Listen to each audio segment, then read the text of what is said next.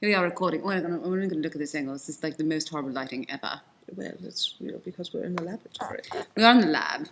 See what's on this lab. The slagratory. See if I should go like that. I'm going to just look like speckly over my eye. Do we like want that. to do just a little panorama so the folks can see sure, where go we're based right now? And now here we are in our lab. Oh, look, there's the picture. There's you being framed with the picture of nothing. Yes. Or everything. Yes. Let's see. There we go around and there's a wall. I don't really know. I'm not being very good with the camera. Look, that's our lab. See how comfy our lab is? So you should come to our lab. It's really not so laboratory-like. It's not sterile or anything.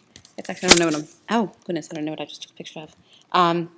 But anyway, no, I don't know what I'm taking a picture of. It's our lab. This is really terrible. I can't be a really good cameraman like that. You should come, but right now, Cec and I are having some issues. Traveling through time has disrupted our immune systems. The camera is. It's really funky. There you are. Yes, totally. You know, Cec has picked up some sort of bug. Yes, I have the ague.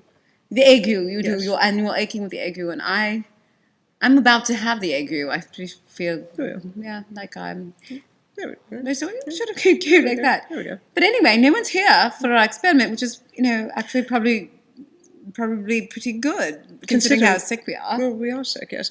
But I was also thinking that it would be wonderful if you would come, because there's no way we can complete our research without your help. It's true. We really can't do what we're destined to do without you. And we do know that in the future, the notes that we have taken from the Philadelphia research Are very significant. On world history. If you don't show up, then you're risking changing the future, not just of Philadelphia, but the entire planet. It's true. I mean, we can't really calculate our own involvement, and if you come, or maybe you were fated not to come, and that's a different stream of history that's supposed to be taking place. But we do know that it's important, and it's comfy here, and there are biscuits.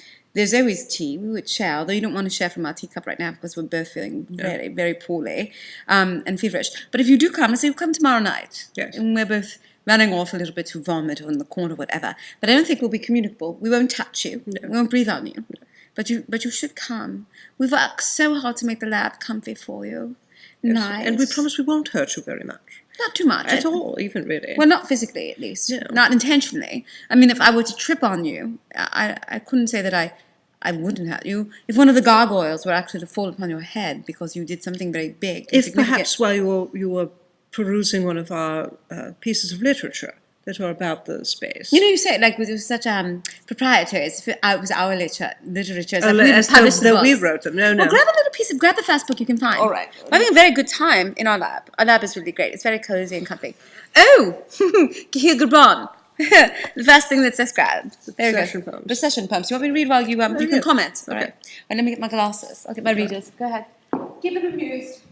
Gwendolyn has just gone to get her readers, and we'll do a little short reading for you and a little commentary. I'm just going to open to any page. All right. We're going to let the universe decide the universe what's important to share with you. From 1908 to 1910, Gibran. Oh, it's the life of Gibran. Khalil Gibran. Is Gibran Khalil Gibran. Gibran Khalil Gibran. Gibran Khalil Gibran. I'm sorry, it just repeats over and over again. It's not the poem. Oh, here we go. Of soul and fertility. Of soul and fertility. How incredibly, fortuitous that I picked one on fertility.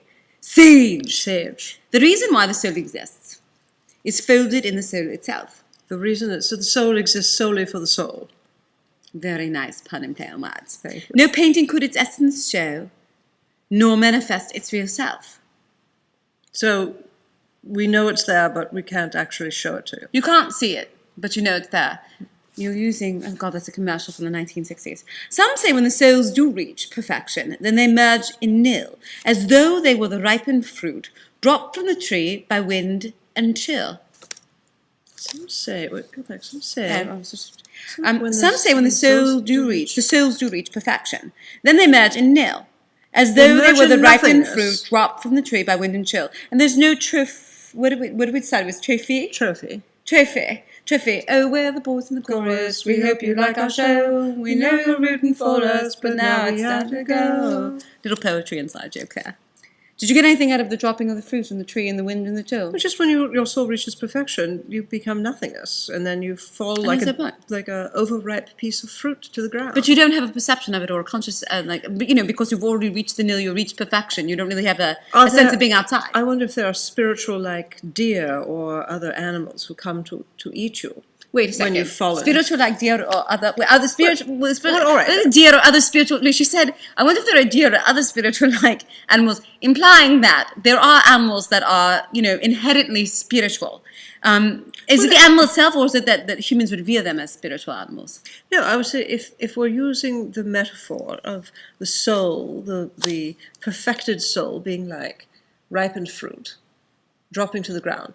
Fecund and overripe, filled with worms. So when a real apple drops from the tree, often the deer come to eat them on the ground because they can't climb up. They don't have hands or ladders. So you continue the metaphor that the deers are like so inadvertently spiritual. Are spiritual creatures. Or do they become nothing? The more they consume, the less they become.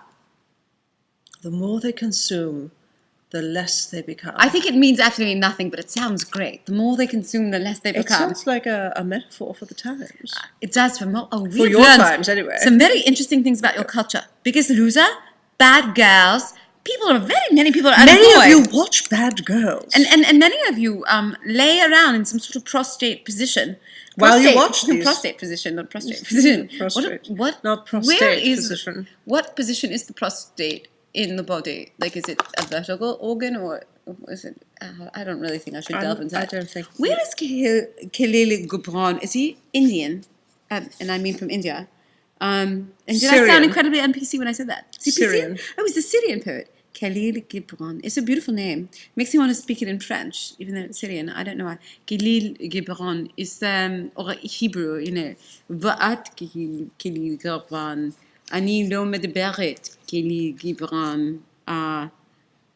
To see the flower, we quoted from poem. There was sage and fecundity, fertility, and that was just sage.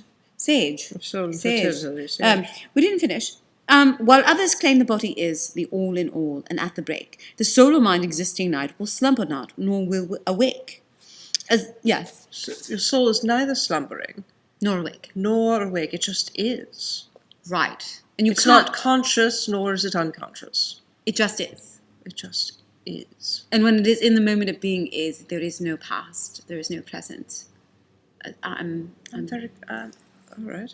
I really can't. And yet your soul is going to drop off the face of the earth. Drop off like a fruit about to be wormy, as though the souls were shadow frail, reflected in a brooklet clear, to be erased whene'er the stream is murked and forthwith disappear. All are mistaken for the spark, shall perish not with form or soul. For whatever north wind foldeth, east wind passing will unroll. For whatever north wind foldeth,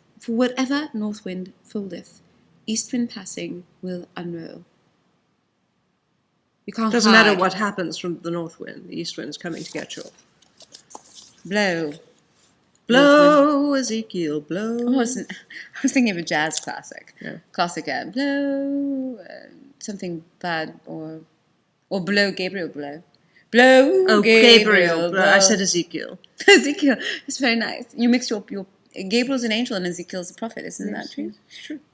So have we gone on too long? Well, thank you for listening to us. I'm so tired. Yes, we're exhausted, really. We're going to go into our sleeping quarters and we'll be stuck up like 2 bears. But honestly, do come, and we'll be right here with you. Right here you're playing with the time stream. I'm right here with you. No, right here with you. And when I say it or not, right here with you. It's virtual. All right. Well, thank you so much. If I was going to come and eat you, you would see me and my teeth would approach. And I would be like, I'm a bear. I don't know if I would announce that. I don't know where that came from. I really am very feverish. All right. Okay. Ta-ta for now. Bye. Come. Please come. We're so Please lonely. come. We'd love to speak with you. Really, come. The Latvian Society is where the lab is. North 7th Street. 7 or 8 o'clock most evenings. That's when we're having a little tea and examination. Yes. All right. But ta-ta.